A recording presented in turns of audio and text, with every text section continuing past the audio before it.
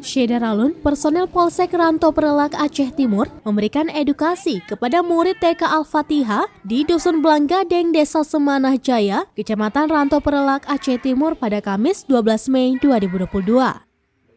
Kunjungan Kanit Binmas Polsek Ranto Perelak Aibtu Subono dan Brigadir Ahmad Syukron itu disambut gembira oleh murid dan Dewan Guru TK Al-Fatihah.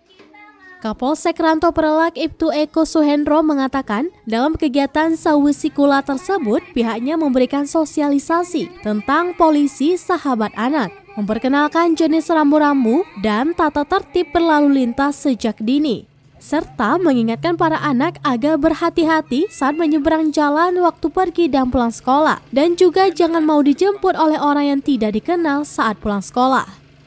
Kepala Sekolah TK Al-Fatihah Siti Hartina mengatakan untuk menerapkan layanan program holistik integratif di sekolah TK perlunya sinergitas dengan instansi terkait, seperti layanan kesehatan dan gizi bekerja sama dengan Dinas Kesehatan, layanan kesejahteraan bersama Dinas Sosial atau BKKBN, dan layanan perlindungan bekerja sama dengan pihak kepolisian.